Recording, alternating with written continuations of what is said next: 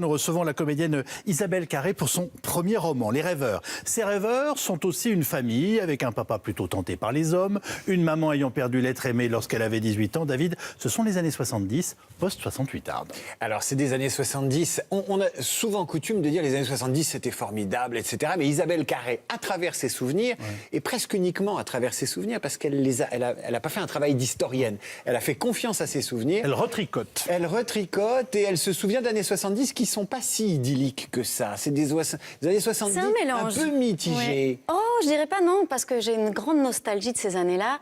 Comme on en parlait là tout à l'heure en antenne, les couleurs acidulées, les vêtements, l'optimisme, la naïveté qu'on avait. Il faut se rappeler quand même qu'on allait sur les plateaux de télé en pull à col roulé. Il faut se dire, là vous êtes bien, vous êtes en chemise. J'ai fait raccord, moi. Vous parlez de la R16 de votre père. La R16, ça, c'est une non, bonne des voiture. objets, moi j'ai une nostalgie. Mais même, en fait, il faut se rappeler, en 68, un tiers de la population française avait moins de 20 ans. Donc il y avait cette énergie-là. Une fraîcheur. Et puis tous ces espoirs. Et c'est vrai qu'il y avait aussi des choses qui demandaient plus de temps. Et mai 68, le vent de mai 68, le vent révolutionnaire de mai 68 n'était pas passé partout. Alors, Il fallait du temps. C'est un hommage sublime à une famille qui se compose, qui se recompose et qui finit par se décomposer un peu, même si elle reste très soudée. Et c'est vrai que dans notre esprit à nous, les parents 68ards ou qui ont vécu mai 68, on a tendance à les accabler parce qu'on est jaloux de la vie qu'ils ont eue. On dit, vous avez tout eu, vous avez eu la fête, la libération sexuelle. Et vous décrivez des parents qui n'étaient pas tant à la fête que ça. Ils se cherchent, en fait, chacun, les personnages de l'histoire sont des personnages et c'est un roman, car j'ai inventé beaucoup de choses et j'ai essayé de prendre quelques faits et de broder autour. C'est le mentir vrai de Aragon, quoi. On ne fait des beaux mensonges que si ça part de choses réelles. Vous le vivez vraiment comme ça, c'est pas pour vous protéger, Isabelle Carré? Non, c'est vraiment... Vous protégez votre famille aussi, d'ailleurs. C'est la réalité, c'est-à-dire que j'ai pas cherché, à mener d'enquête, j'ai pas cherché à décrire les choses telles qu'elles se sont passées. Il y a plein de... Évidemment, quand on est enfant, on fait avec les souvenirs qu'on a. J'ai voulu cette subjectivité-là, j'ai voulu tous ces trous de mémoire-là et suppléer la mémoire par l'imaginaire. Et on les sent dans l'écriture et on sent que vous gardez les souvenirs pour garder l'œil de l'enfant qui vit quelques drames familiaux. C'est ça, garder l'œil de l'enfant, voilà, les sensations, les couleurs, les odeurs. À un moment donné, je parle du parfum de la mer, du galac. Et alors, il y a des moments qui sont c'est très impressionniste parce que les troubles de la mère qui aurait voulu peut-être avoir une autre vie sont décrits mais par petites touches, comme les enfants perçoivent et perçoivent pas, comme ils comprennent et ils comprennent pas. Et puis il y a le papa quand même, parce que c'est pas courant de s'apercevoir à l'âge que vous aviez, fin des années 70, début des années 80, que papa aime les hommes alors qu'il est marié avec maman. C'est en fait aussi un contexte social que je décris. Il faut quand même se rappeler que ça n'est qu'en 1991 ou 92, je crois, que l'OMS a retiré l'homosexualité de la liste des maladies mentales. Voilà, c'est ce que je disais au début de l'émission, c'était un long chemin. Et j'essaye dans ce livre, de montrer qu'on est le produit d'une époque aussi, on est le produit d'une éducation, mais la liberté peut arriver et peut aussi être une conquête. On n'est pas obligé de se laisser mener jusqu'au bout toute sa vie, et c'est cette conquête-là dont je parle, de chaque personnage d'ailleurs. Mais le roman, dans ce cas-là, est aussi une forme de thérapie, alors? Non, pas du tout, parce que ça, non. Enfin, je veux dire, je joue, je fais un métier qui me comble par rapport à ça, qui m'a vraiment aidée. J'en parle d'ailleurs à un moment donné dans le livre. Mon propre personnage aussi est en jeu dans l'histoire.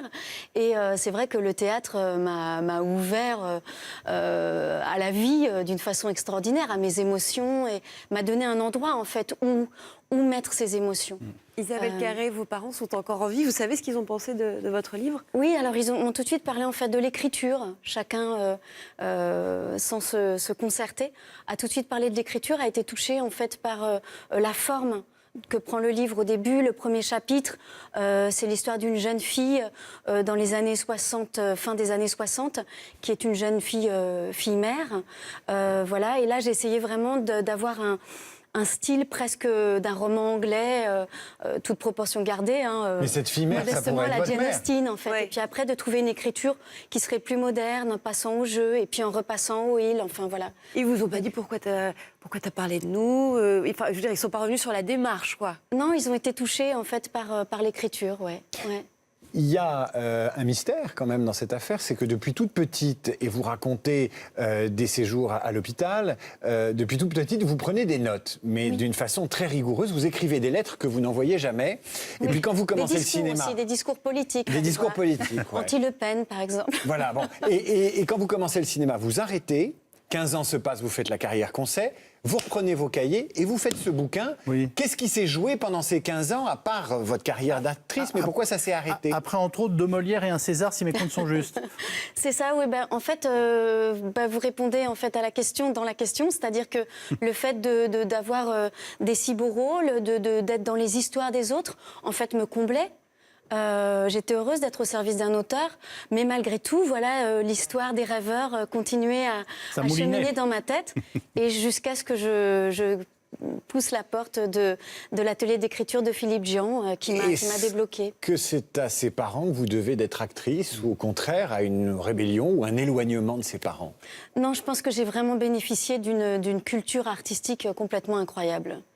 Ce que je décris dans le livre, c'est vraiment très romanesque, quoi.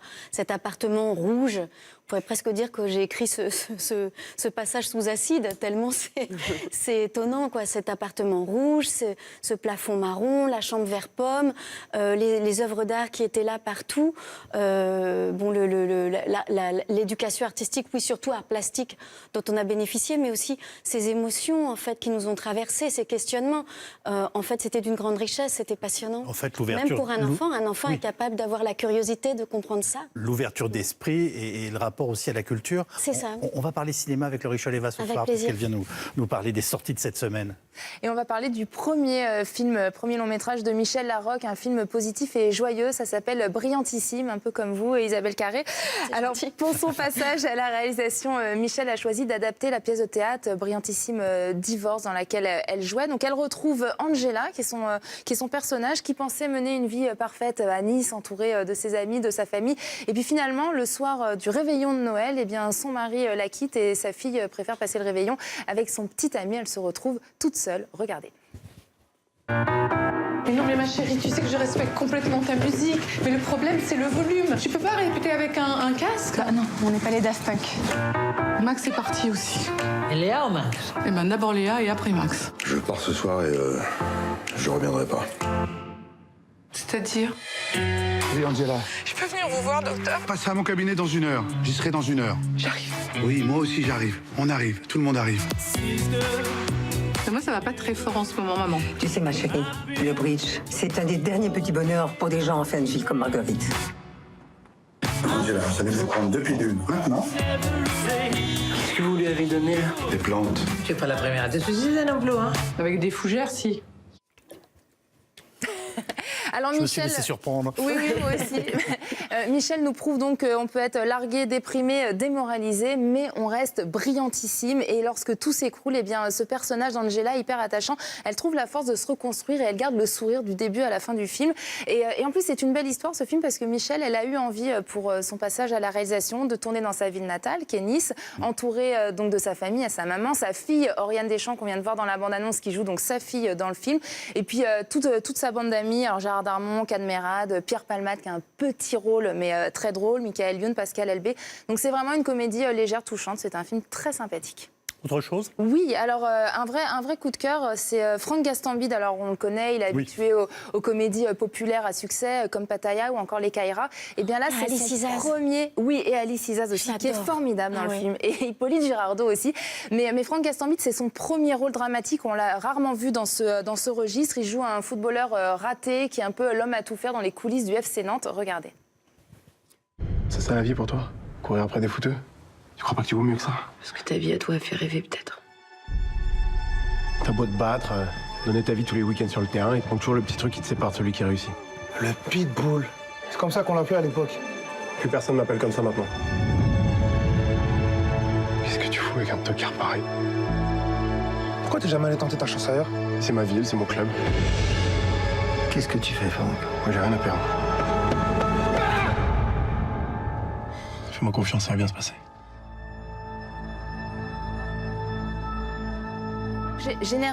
Généralement, quand on évoque le foot, on pense aux stars, à l'argent et à tout ce qui s'y rapporte. Là, moi, ce que j'ai aimé dans ce film, c'est que c'est pas du tout dans ce registre. C'est vraiment un film grave, mélancolique, sur le renoncement à ses rêves. Comment est-ce qu'on peut s'accommoder de sa vie quand elle vous propose pas ce à quoi vous aspiriez?